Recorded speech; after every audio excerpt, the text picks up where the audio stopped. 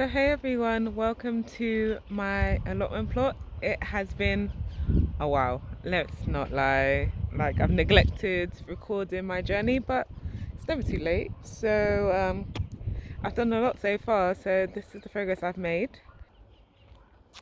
So I'm gonna go through each bed as slowly as I can because I was actually really excited when I came across the plot today. So over here is my sage.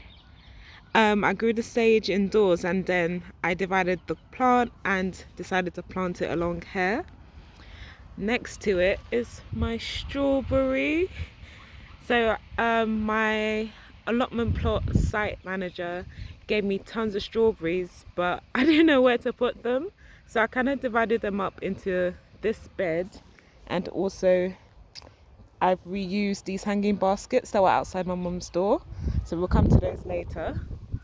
And then we've got my purple sprouting broccoli, which is on its way. I'm excited about this one and I hope it survives this season.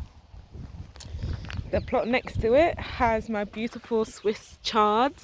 I don't know how much I like chard, but we're gonna find out.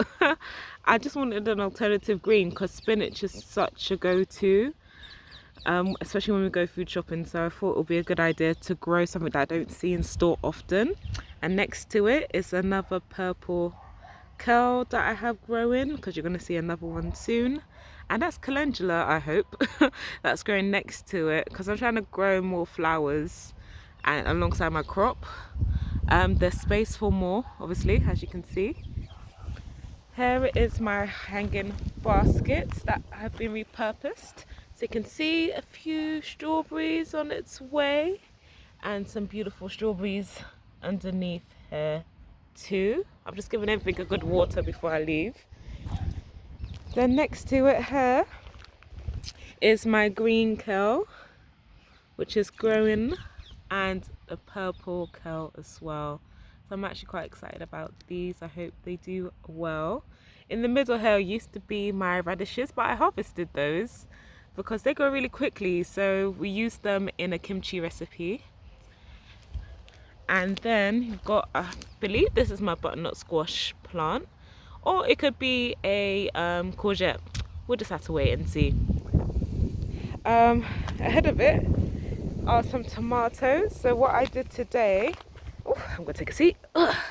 So what I did today was just increase the airflow around the plants by removing all the lower leaves as much as I can without sacrificing the plant. You can see a lot of little flowers are on their way to become beautiful tomato plants. This is my cherry tomato plant bed, so I can't wait to have some cherry tomatoes in my salads and my salsas and whatnot. There was meant to be basil growing in the middle, but it hasn't said hello yet, but that's okay because I'll just sow some more seeds later on, maybe next week. Also, I've got some marigold growing as well because I know that's a good companion plant as well to grow with tomatoes. Next to it, actually let's do with this one, are some peppers. So these peppers have gone through a lot.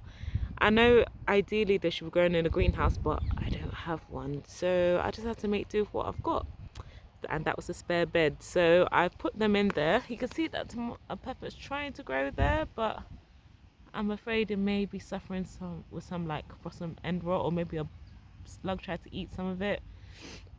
So I do have a bit of fertilizer, so I'm going to fertilize it and see if that gives it more nutrition to grow further, because there is another flower that would eventually become a fruit or pepper. Has a little bit of coriander because why not. And next door is an aubergine. So the sad thing about this is that it had 3 other plants alongside with it, but they were too weak and just couldn't make it except for this one. So I'm excited to have some aubergine this season too, because I know I've grown it before. And here are my beautiful peas. Look at them. They just don't need me, really. They've grown a bit wild, but you know what? Allotment plot doesn't have to be pretty, so I'm just gonna let them live their best lives. They're doing great. You can see the flowers. The flowers are actually quite pretty. Really nice white flowers here. But I like all shades, obviously, especially the yellow ones on the tomato plants. So yeah, they're doing really well, so I can't wait to harvest some pods in the future. In the middle of them, I've got a nasturtium. Hopefully I'll see some beautiful flowers soon, but they've grown really well without any assistance from me. So I'll put them in the middle of the peas and the dwarf beans here. So these, I forgot what variety they are actually. I should have a little label to say what it is. Oh, it is on the other side. Oh, look at this. I love seeing like little bugs on my crop. Obviously beneficial bugs, not the black flies that you can see underneath. But surprisingly, there are a few, let's say, ladybirds that are on this plant that are going to make light work of them. So I'm not too concerned. When did I plant this? French broad beans. I did it on the 28th of April. So it's been a few, like nearly 2 months, coming up to 2 months, and they're doing pretty well, so I'm not upset at that at all. And in these grow bags is my quite sad attempt of growing potatoes, but we'll see what happens when I harvest it. I just didn't have enough compost to actually fill it up to the top, and also I think my grow bag was actually quite too small for what I intended to do, but you live and you learn, so I might still be able to harvest some young early varieties of the potatoes that are in the bags. And it's Maris Piper and King Edward's potatoes that are there. And this is what the plot looks like.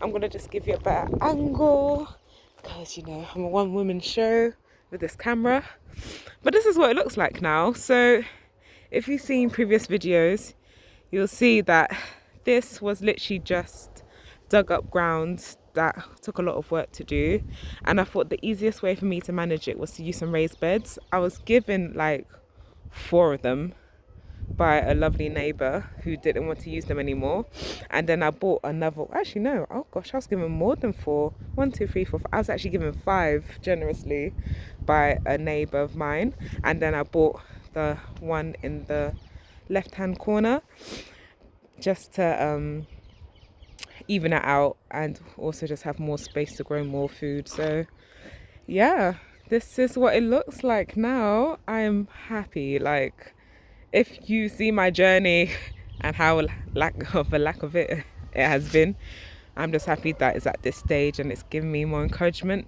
for next year. Obviously I will increase the amount of soil that is in each bed because, you know, it is a bit pricey living this lifestyle.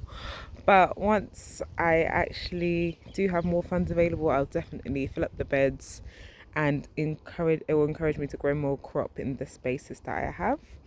And when you don't have space, you know what you do? You just create a lane and put onions in it. So these are my onions, the beautiful stalk-like plants here. And I'll give you a little zoom into one of the bulbs that are maturing, which is quite impressive, eh? I started to grow these onions on the 18th of April this year, and they're doing quite well, so I'm excited to enjoy those. So yeah, and behind me is my apple tree, which doesn't need anyone. It just grows year after year after year.